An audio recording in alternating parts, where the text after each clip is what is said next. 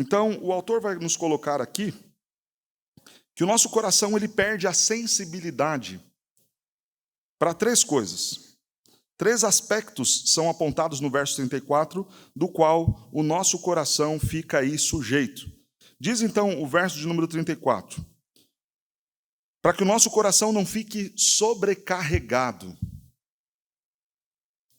Então, quando nós deixamos de acautelar, de ter cuidado com as nossas vidas, porque é isso que Jesus está dizendo, acautelai-vos por vós mesmos, o nosso coração fica sobrecarregado. Irmãos, é comum dos nossos dias nós vivermos em constante crise, sempre parecendo carregar um mundo nas costas. Nós estamos demasiadamente sobrecarregados. E olha que interessante, por que isso se dá? Porque talvez nós não estejamos tendo o devido cuidado com aquilo que de fato deve ser a nossa maior atenção. Nós nos sobrecarregamos com aquilo que o mundo apresenta como uma carga a ser levada.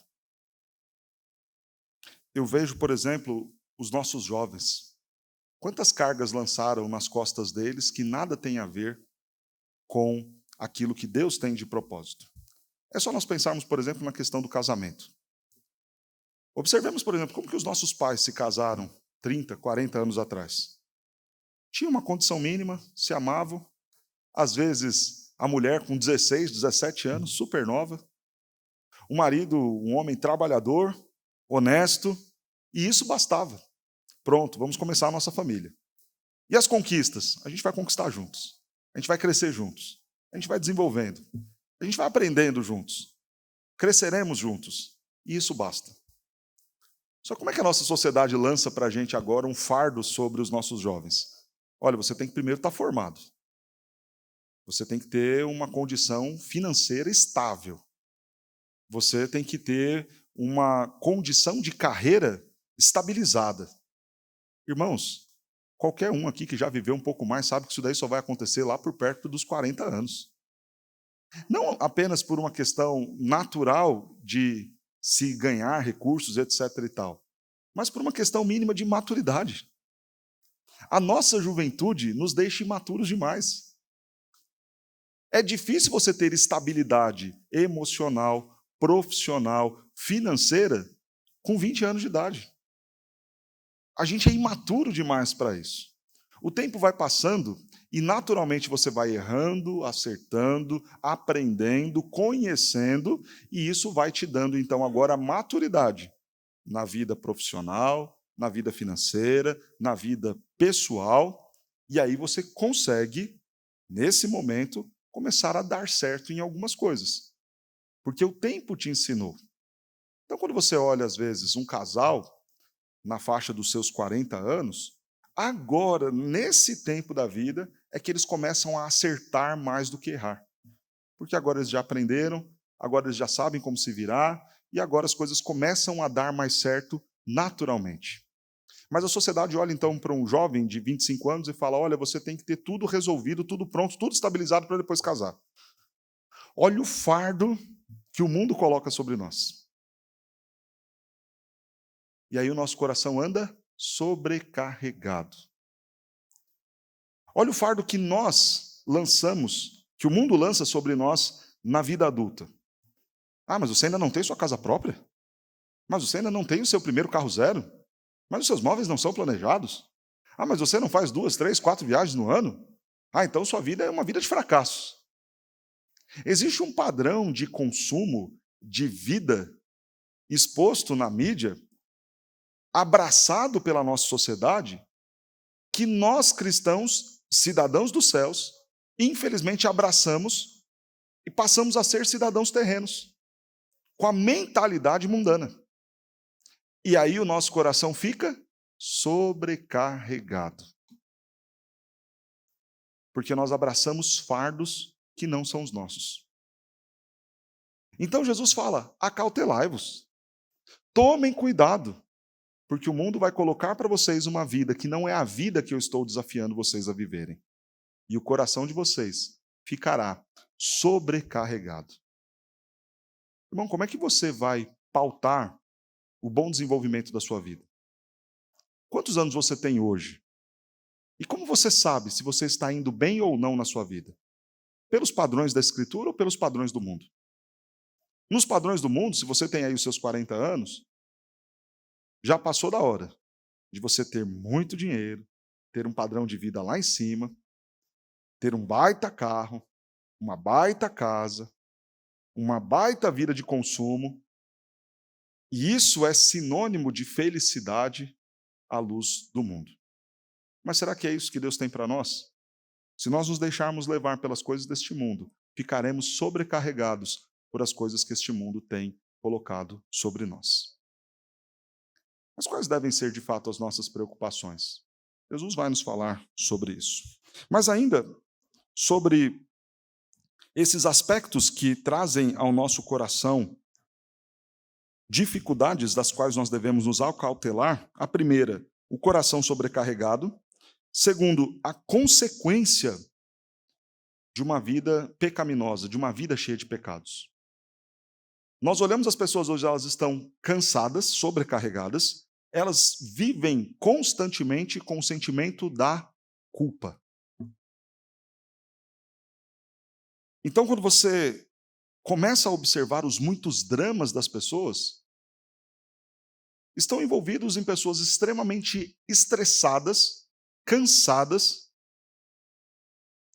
com todo tipo de pico de estresse refletindo na parte física, enchendo todos os consultórios de psicologia e psiquiatria, de pessoas cansadas e sobrecarregadas. Com o quê? Com qualquer tipo de coisa que nada tem a ver com o reino de Deus.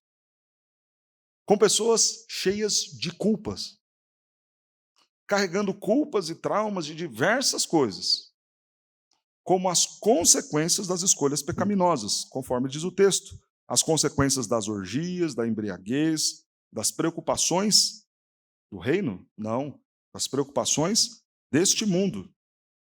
E para que aquele dia não venha sobre vós repentinamente. O texto coloca, então, que enfrentar essas consequências vai refletir negativamente em nossas vidas. Enfrentar no sentido de agora ter que lidar com o resultado desta vida sem Deus, isso trará grandes consequências. E o que Jesus fala? Cuidado. Cuidado com aquilo que tem enchido o seu coração e sobrecarregado ele. Cuidado com um padrão de vida que não é o de Deus. Cuidado com a culpa pelos seus muitos pecados. Jesus vai dizer, por fim, um terceiro aspecto do qual devemos ter cuidado, acautelar, com essa vida imoral, cheio de orgias, de embriaguez e de preocupações deste mundo. E aí o autor nos sugere aqui, façamos um balanço da nossa vida. Será que nós temos tido cuidado para não viver a semelhança do que o mundo vive? Sobrecarregado com as pressões deste mundo, sobrecarregado com a culpa pelos muitos pecados resultantes desta vida pecaminosa e vivendo sem nenhum zelo pela santidade. É disso que Jesus está dizendo. Cuidado, acautelai-vos. É como se nós estivéssemos vendo aqui Jesus dizer assim: vocês precisam aguardar a vinda de Cristo, a minha volta, e vigiar até lá. Mas cuidado com o coração sobrecarregado, cuidado com a culpa, cuidado com uma vida cheia de imoralidade, com uma vida que não agrada ao Senhor. Os incrédulos que não conhecem a Deus vivem amarrados com as preocupações deste mundo. O propósito deles é investir a sua vida e buscar pelo que comer, pelo que vestir e o que beber. Por causa das preocupações deste mundo, as pessoas ouvem o evangelho, mas não o compreendem. As preocupações deste mundo e a tentação do dinheiro, a preocupação da vida e riqueza e prazer, este é o modo de viver e o objetivo da vida dos descrentes. E, infelizmente, é isso que tem ocupado o coração também dos crentes. Eu me lembro, na minha fase de faculdade, que eu fui a um acampamento e um pastor falava conosco, com os jovens, e ele chamou muito a nossa atenção. E ele fez uma ilustração muito simples. Converse com um jovem não crente, aquele que tem a vida ímpia, que nunca conheceu o evangelho de Cristo Jesus, que nunca ouviu a mensagem da cruz e que não se rendeu a ela. E pergunte a ele: quais são os seus planos? Ele vai dizer: me preparar para o vestibular, passar em uma boa faculdade, ter uma boa formação, encontrar um emprego dentro da minha área. Após isso, estabelecer bem a minha vida financeira, juntar recursos, formar uma família, e agora, com a família formada, juntar recursos para os meus filhos e para uma aposentadoria tranquila. Talvez no final da vida, comprar uma chácara, cuidar ali de umas galinhas e morrer com um bom seguro de vida. Aí você chega para um cristão que conheceu o evangelho de Cristo, que conheceu a obra da cruz, que diz ter sido poderosamente impactado pelo evangelho, e fala para ele: e aí, jovem, qual é o seu plano de vida?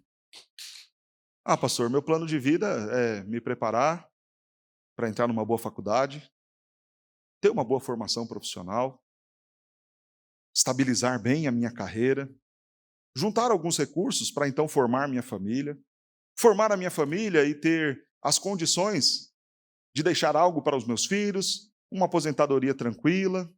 Quem sabe, pastor, lá para o final, comprar uma chácara, criar umas galinhas e morrer em paz, deixando um bom seguro de vida. Sabe o que esse pastor nos falou? Qual é a diferença dos planos de um crente para o descrente? Nenhuma. Porque, infelizmente, nós temos adotado o padrão de vida do mundo. E é dessas coisas que Jesus está dizendo: acautelai-vos, acautelai-vos, acautelai-vos. Porque este não é o padrão de vida e o projeto daqueles que não são cidadãos daqui. Para quem só tem este mundo, precisa pensar neste mundo, amar este mundo e lutar pelas coisas deste mundo. Mas para nós, cidadãos dos céus, os nossos interesses não devem ser estes. Acautelai-vos. Cuidado. Quando o crente não está acordado pela oração, ele não realiza o propósito da sua vida, que é o cumprimento da vontade de Deus. Pelo contrário, vai acabar numa vida mundana. Como que ele desperta? Como que ele acorda para essa realidade, então, de que, pastor, já que não é esta vida, que vida é a que eu tenho que levar e viver? Pela oração. É pelo relacionamento com o Senhor. Oração e leitura da palavra, que nós seremos conformados à vontade do próprio Deus. É com uma vida de relacionamento com o Pai que a gente vai entender a vontade do Pai, fazer a vontade do Pai e viver de forma plena aquilo que o Senhor, nosso Deus, tem para nós. O resultado, então, quando nós não somos despertados pela vida de oração, é posto aí como uma vida de orgia, embriagada pelo mundo, que vai sofrer um desastre na volta e na vinda do Senhor Jesus. Esta infelicidade acontece por não se esforçarem para orar e não orar corretamente. Quantos que se rotulam de crentes, mas vivem ansiosos para ter aquilo que as pessoas do mundo têm? Justamente porque nós não oramos, porque nós não estamos interessados em saber a vontade que Deus tem para as nossas vidas, então somos conduzidos pelas vontades que o mundo nos impõe.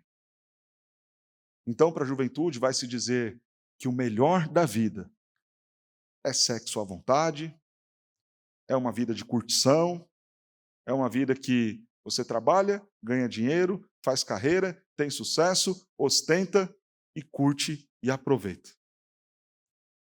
E aí, quando a pessoa não ora, quando a pessoa não tem vida com Deus, ela olha para isso que o mundo lhe apresenta como sendo uma vida bem-sucedida aos 20 e poucos anos, uma vida bem-sucedida aos 40 e poucos anos, e vai falar: ok, esta é a vida que eu quero ter. Ela deseja coisas que Deus não deseja para elas. Irmãos, nós precisamos ter a vida de oração de Jesus. Eu fico imaginando Jesus indo na contramão do seu tempo. E é fácil a gente perceber isso. No conselho de Pedro, Jesus não vai para Jerusalém. Vai chegar lá, vão te prender, vão te matar. Qual era a proposta que Pedro, representando o mundo, estava oferecendo para Jesus? Fica tranquilo, fica por aqui, a gente te ama. Lembra lá no Monte da Transfiguração, registrado aqui em Lucas, que nós já falamos? Qual a proposta de Pedro? Vamos fazer uma tenda, vamos ficar por aqui mesmo, o papo está bom. Quando Jesus, João, Pedro tiveram a oportunidade de vislumbrar algo excelente naquele monte, a proposta de Pedro é: vamos ficar por aqui. O entendimento de Jesus é: isso daqui é só para me fortalecer, para que eu desça e cumpra a missão que o Senhor tem na minha vida. Significa, irmãos, que aquela bênção daquele momento foi interpretada por Pedro como algo do qual ele deveria ficar e viver. Foi interpretada pelo Senhor Jesus como fortalecimento que ele precisava para ir e cumprir a vontade de Deus.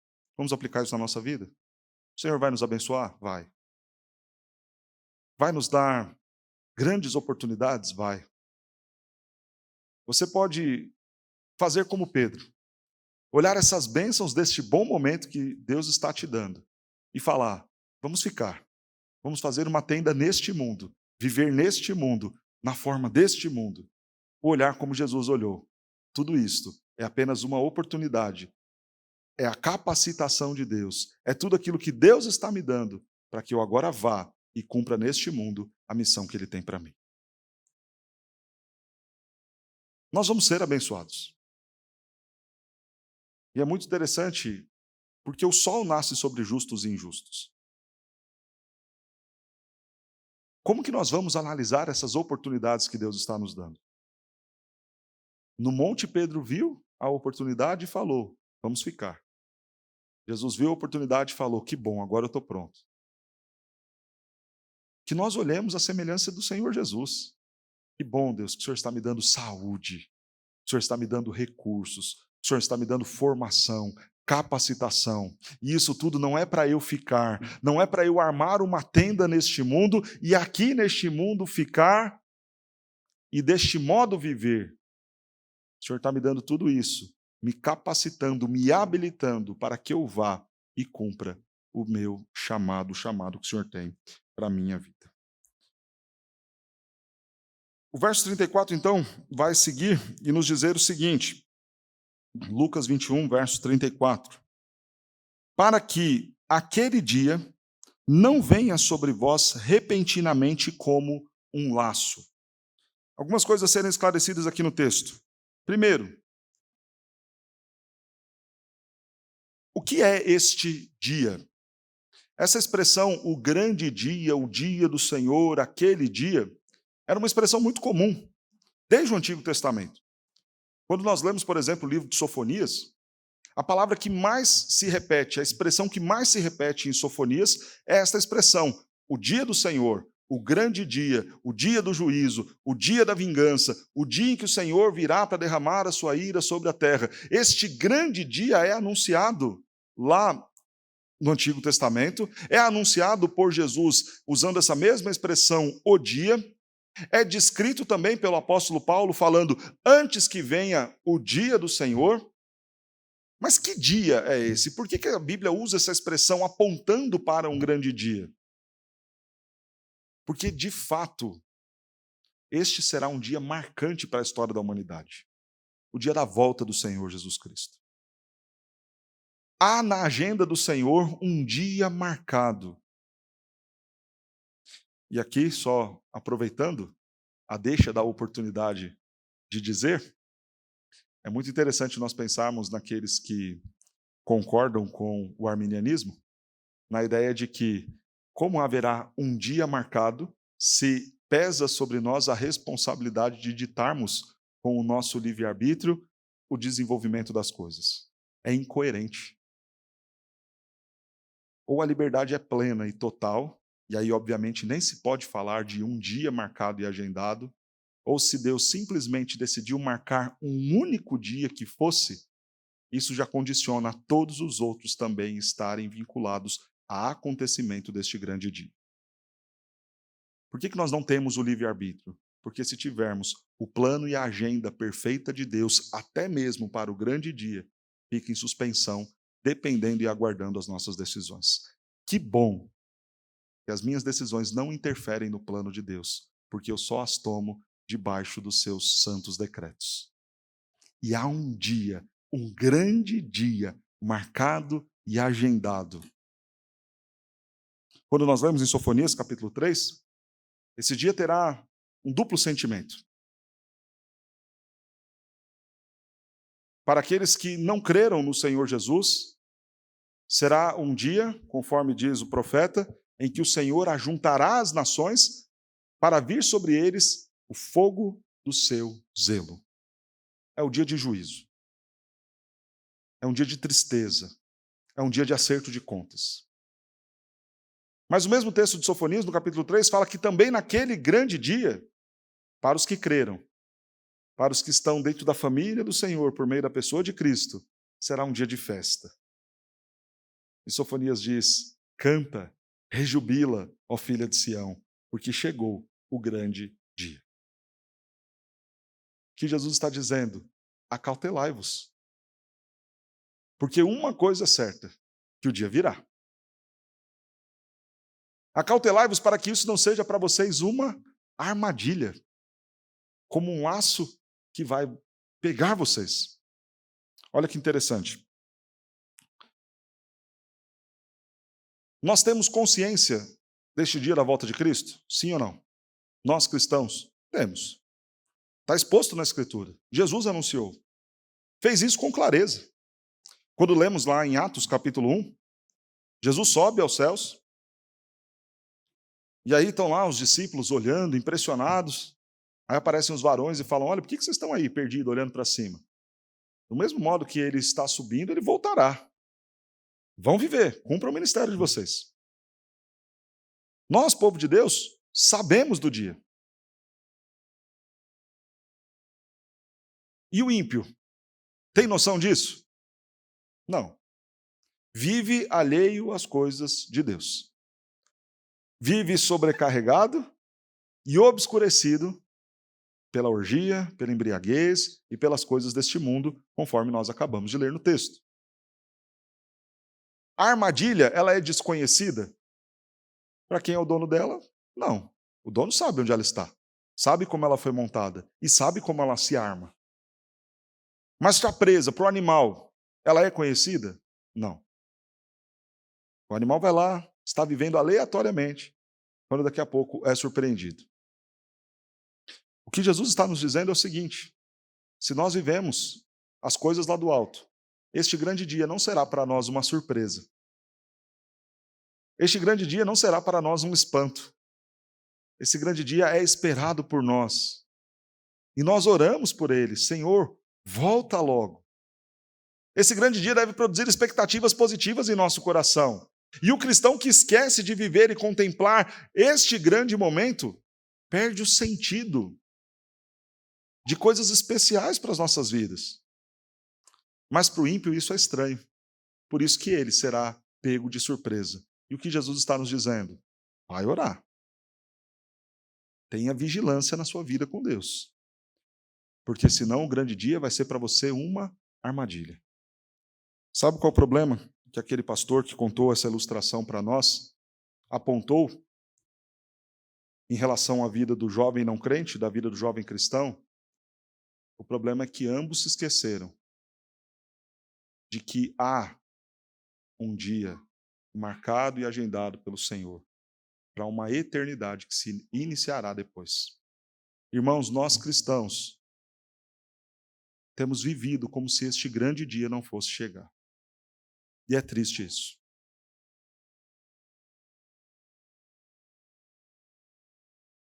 Os cristãos têm se esquecido da realidade futura. Quando o apóstolo Paulo nos diz lá em Colossenses capítulo 3, pensai nas coisas lá do alto e não nas que são aqui da terra, é esse apelo que ele estava fazendo para os cristãos. Vocês estão vivendo como cidadãos terrenos e não como cidadãos dos céus. Vocês estão vivendo baseados nas expectativas deste mundo e não baseados nas expectativas daquilo que Deus tem para vocês. Irmãos, quando a nossa vida se limita ao tempo presente, o que diz o apóstolo Paulo em 1 Coríntios capítulo 15? Seremos os mais infelizes de todos os homens. Se o meu entendimento de descanso está limitado a esta terra, no dia que minhas férias são canceladas, para mim, aquilo é o fim do mundo. Se o meu entendimento de vida saudável está baseado aqui nesta terra, então o dia que eu como uma bolacha lá de um produto transgênico, para mim aquilo acabou o mundo. Afinal de contas, o terreno é o que me vale, é o que me sobra, é o que me resta. Mas, irmãos, se nós contemplamos uma vida adiante, lá, todas as coisas aqui ficam passageiras e ganham a importância que de fato elas têm. Nenhuma. Por que as igrejas lotam com a teologia da prosperidade? Porque os crentes não estão pensando nas coisas lá do alto, eles estão pensando nas coisas terrenas. Por que o crente tem que ficar ouvindo o tempo todo? Olha, Deus tem vitória para você. Olha, Deus tem promessa para você. Olha, o melhor de Deus está por vir. E tem que ficar se baseando o tempo todo em repetições cansativas do tipo: você é um vencedor, você vai conquistar, você vai ter campanha para casa, campanha para o emprego, campanha para não sei o quê, porque eles não pensam mais nas coisas lá do alto, eles pensam nas coisas terrenas.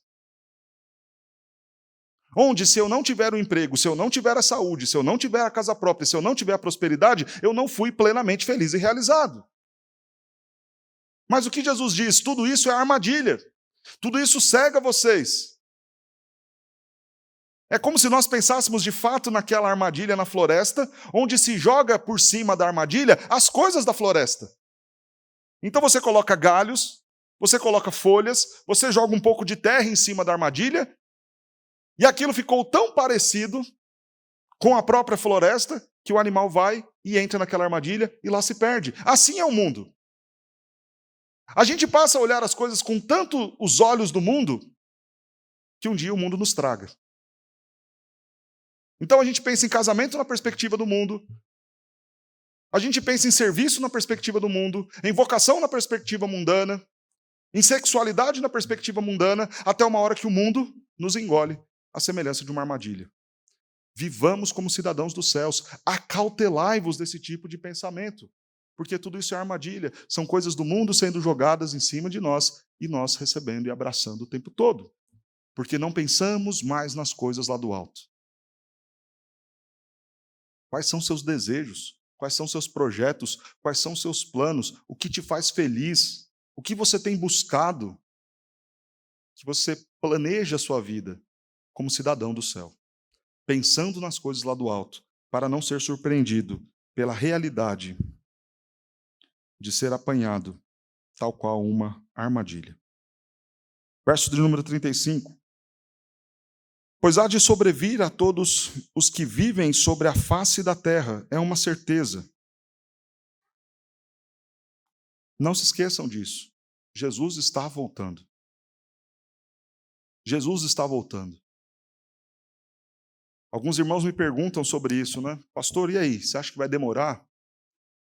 Irmãos, eu tenho sido convencido a cada dia de que está cada vez mais perto, mais próximo esse dia. E muito próximo.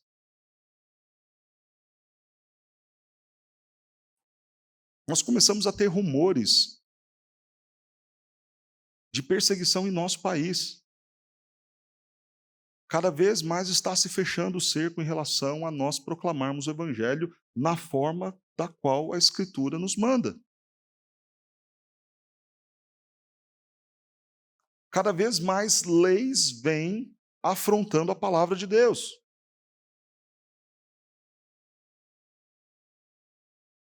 É só ver, por exemplo, o nosso ministro da Educação sendo processado simplesmente porque manifestou a opinião bíblica sobre o que é aquilo que Deus pensa acerca da família. Não nos enganemos, irmãos. Os dias são maus e apontam para a proximidade da vinda de Cristo. Igrejas sendo destruídas na China, cristãos sendo assassinados na Coreia do Norte. Nos Estados Unidos, Grupos batendo e entrando dentro de igrejas, levantando pauta LGBT. E isso não demorará para acontecer aqui também, em nosso país. Irmãos, e à medida que tudo isso acontece, se aproxima o dia da volta de Cristo e virá sobre toda a terra. Os sinais estão aí. Quando nós pensamos, irmãos, acerca da proclamação do Evangelho, a tecnologia tem avançado de tal maneira que é difícil nós sabermos quanto tempo vai demorar para que o Evangelho chegue em toda parte. E será pregado o Evangelho do Reino em toda a terra, e então virá o fim. Mateus capítulo 24. Eu sempre gosto de trazer esse dado aqui, que ele é assustador aos meus olhos, né? Assustador em certo sentido e muito positivo em outro. A Fundação Wycliffe foi criada para traduzir a Bíblia. É uma agência missionária que não envia missionários em campos para fazer o trabalho de plantação de igrejas em outros países. Não, ela envia missionários para aprender a linguística daquele povo, daquela tribo, eles voltam para o escritório, traduzem a Bíblia e mandam para aquele povo. É uma agência abençoadora, faz um trabalho excelente, focado na questão de tradução da Escritura. A Wycliffe divulgou há 2 anos atrás que em 20 anos eles vão fechar a fundação. E não vão fechar por conta da perseguição, por conta de que não tem recurso, não. Eles vão fechar o Wycliffe porque vai acabar o propósito pelo qual eles existem. Na expectativa deles, daqui 20 anos, então, eles vão ter concluído o trabalho de tradução da Bíblia em todos os idiomas do mundo. O que isso significa? O Evangelho do Rei chegou em toda parte, pelo menos por meio da tradução da Escritura. Será isso o suficiente aos olhos de Deus para dizer, chegou em toda parte, volta o Senhor Jesus? Penso eu que não há nada que comunica melhor o Evangelho do que a própria Escritura. Então nós estamos falando de algo muito próximo, em torno de 20 anos. Mas tem gente aqui preocupado demais, talvez, com a aposentadoria do que vai ser daqui 30, 40. Perdendo sono, deixando de orar, deixando de ler a Bíblia, brigando com a esposa, juntando dinheiro e se acabando nas coisas deste mundo para garantir talvez algo daqui 30, 40, 50, preocupado demais com isso. Quando a volta de Cristo é cada vez mais repentina. Irmãos, nós precisamos considerar isso.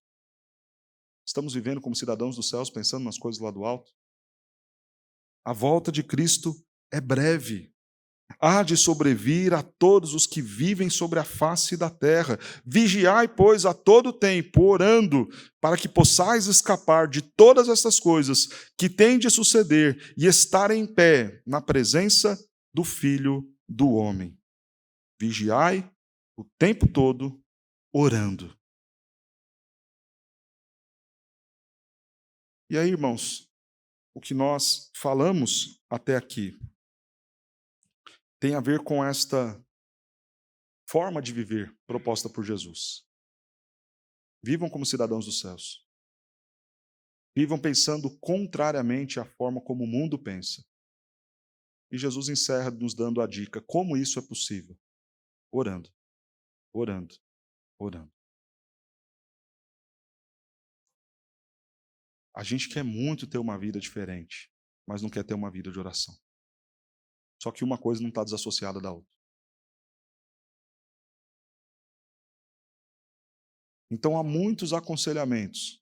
Você senta com a pessoa, você fala talvez dos erros, dos pecados. Ah, pastor, porque eu estouro muito fácil, eu sou muito agressivo. Eu sei que eu estou errado, já tive muito problema com isso. O que eu faço? Você precisa do Espírito Santo, ele precisa controlar a sua vida, dominar seu coração, você precisa ter a plenitude do Espírito. Como é que eu faço, pastor? Vai orar. Ah, então tá bom. Mas não vai orar. Mas quer ter a vida diferente. Ah, pastor, eu faço muita besteira. Minha esposa sempre fala. Eu percebo que eu concordo, eu tenho que mudar. Como é que eu mudo, pastor? Vai orar, vai ler a Bíblia. Mas vai? Não vai. Mas quer ter a vida diferente. Ah, pastor, já não sei mais o que eu faço, eu estou perdido, tem angústia no meu peito. As coisas acontecem, mas eu não consigo ter alegria, ter felicidade. É sempre uma coisa que eu não sei, é sempre uma tristeza, não sei o quê. Irmão, vai orar, vai ler a Bíblia. Deixa Deus trazer alegria na sua vida, no seu coração. Fruto do Espírito é o quê? Alegria. Esse coração constantemente deprimido, você resolve como? Vida com Deus. Oração, leitura da palavra. Sobrenaturalmente, o Senhor vai produzir alegria no seu coração. Vai produzir domínio ao seu coração. Só que a gente faz? Não. Mas nós sempre estamos interessados em ter uma vida diferente. Talvez a gente propôs aqui. Vamos viver uma vida diferente desse mundo. Vamos pensar nas coisas lá do alto. Vamos ter planos que filhos de Deus devem ter. E talvez você tenha achado tudo isso muito bonito e falado, olha, eu quero isso, pastor. Vou começar a planejar meu 2021 agora com uma perspectiva diferente. Ok, mas se você não começar a orar, nada disso vai acontecer na sua vida. Nós precisamos orar, irmãos, para entender a vontade do Senhor em nossas vidas. A gente não ora para mudar a vontade de Deus, a gente ora para que Deus mude a nossa vontade. Os decretos de Deus são rígidos, firmes, absolutos. Bem sei que tudo podes e nenhum dos teus planos podem ser frustrados. Então não é a minha oração que vai mover o céu. Não é a minha oração que vai mudar a vontade de Deus. A gente não tem esse poder. Mas Deus, por meio da oração, é que vai mudar o nosso coração. É que vai mudar os nossos desejos. É que vai mudar as nossas inclinações. É que vai mudar a perspectiva que nós temos da nossa vida.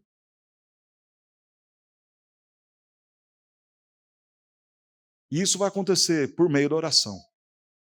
A gente ora e o Senhor vai mostrando para nós, não é isso que você tem que pedir. Pede diferente. E a gente ora, não é isso, pede diferente. Até a hora que a gente fala, ah, Senhor, agora eu entendi a tua vontade. E aí o que mudou? Deus não, mudou a gente. E aí você fala, nossa, mas depois que eu comecei a orar, minha vida mudou. Mudou por quê? Porque agora Deus ficou mais amolecido no seu coração e passou a ser a seu favor? Não. Porque agora Ele foi conformando a sua vontade à vontade dEle. E a vontade do Senhor é boa, perfeita e agradável o tempo todo. E quando nós a cumprimos, quando nós a vivemos, a gente vive bem melhor. A gente vive com excelência. Irmão, se nós passarmos a viver como cidadãos dos céus, nós não andaremos sobrecarregados. Nós não andaremos cheios de frustrações, ansiedades, porque aquilo que pauta a maioria das nossas frustrações não são os padrões de vida que Deus tem colocado para nós, mas são os padrões do mundo, que o mundo nos coloca, que a gente não atinge e por conta disso sofre. Quem foi que disse que você tem que ter a vida que o mundo está dizendo que você tem que ter? Talvez você sofra querendo uma coisa que o mundo até quer para você, mas que Deus jamais quis e jamais pensou. Comece a orar, buscar o Senhor, pensar nas coisas lá do alto, vigiar até o dia da volta do Senhor Jesus Cristo. Vigiar para que consiga você, cheio do Espírito Santo, viver em santidade, viver para a glória de Deus. E com certeza, a sua vida aqui, nesse tempo passageiro, será muito melhor. Que Deus nos abençoe, nos capacite a cumprir o teu querer, a tua vontade, para a glória dele, em nome de Jesus.